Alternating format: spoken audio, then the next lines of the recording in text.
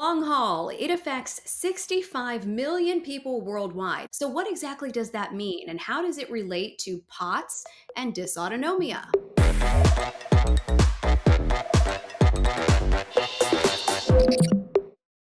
Well, long haul and all those other words, that's a lot of big words, and it is a very complicated topic.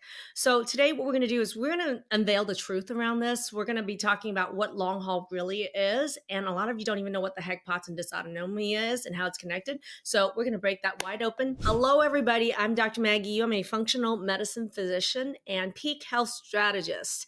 And Dr. Maggie, we're talking all about long haul and what does it mean? I know since its inception, when the pandemic began, you have become an expert in this. And you really actually were an expert in it before it even existed because the symptoms of long haul are very similar to many of the ailments that you have been dealing and curing and fixing people of for years and years and years now. The question really we should be asking as a medical profession is that, well, there is a deeper question. I'm going to tell you what the question we really should be asking, but I am going to tell you that some of you and many of you in my audience knows that my long-term work dealing with postural orthostatic tachycardia syndrome. POTS is in the family of symptoms that are related to a bigger family of illnesses called dysautonomia, where your nervous system is dysregulated.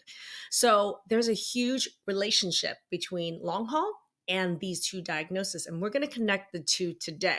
Hi, I'm Maggie Yu, MD, and I'm a functional and holistic medicine physician and the creator of the Transform and Transform protocol.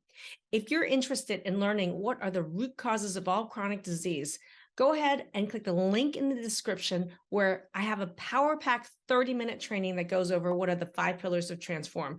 Go ahead, click the link, and I'll see you in that training. I want to give some background about long haul. Okay.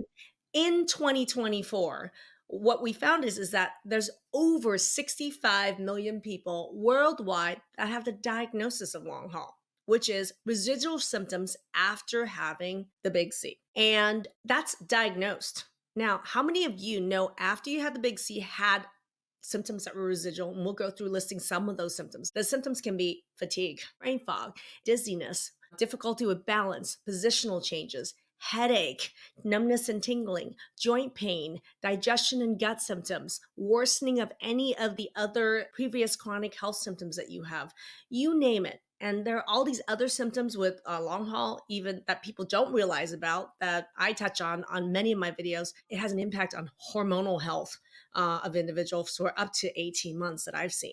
So if any of you had the big C and had some residual symptoms, you're in the family we call long haul. So if you have long haul, type it in chat, tell us what symptoms you're having, right?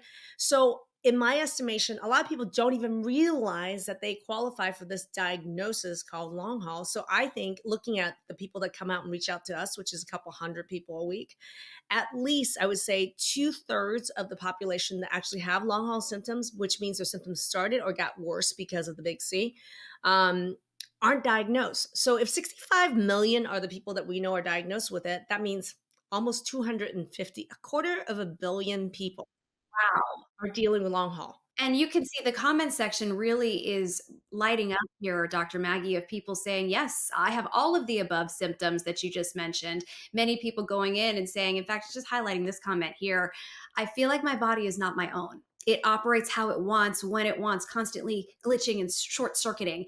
And that's kind of really an interesting way to describe what so many people are dealing with this as well. And what bothers me the most about long haul is there is no treatment. Number one, not only is it hard for people to get a diagnosis, there is no effective treatment. Okay. And we're going to talk more about that. Love it. Okay.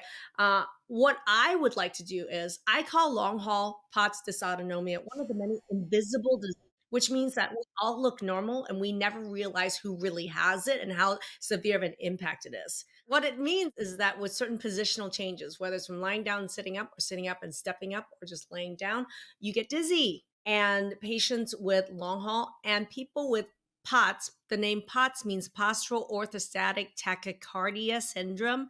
It means with positional changes, your heart can go fast or slow. And so when someone says orthostatic, all they're saying is they're trying to sound super smart and saying, when my position changes, I get kind of dizzy, or their heart rate or blood pressure changes. The symptoms we talk about with long haul, especially when you're talking about being really fatigued, having the brain fog, the anxiety, the panic, the swelling, the joint pain, but especially also the positional changes, where when you change positions, your heart rate can go really fast or really slow, and blood pressure can go high and then low. This is very exactly the same as a diagnosis we call POTS, postural orthostatic tachycardia syndrome. And POTS belong in a family of disorders where it's a nervous system disorder. And I just want to make it really super simple. We have a fight or flight nervous system called sympathetic nervous system, fight or flight, sympathetic. Okay. And we have a calm and rest, and that's parasympathetic. They're supposed to balance each other out. And so for people who, let's say it was not associated with long haul, they have this, and there is so much sympathetic firing, fight or flight, that this parasympathetic tone is really low. So it doesn't work to balance it. That's when you get these heart rate changes and blood pressure changes. Now, we know for a fact that COVID, for some reason, I know what the reasons are, but people don't understand how, but COVID will trigger this imbalance of this parasympathetic and sympathetic nervous system. So, in fact, long haul COVID symptoms are nearly identical, like 90% identical to a patient with POTS or dysautonomia.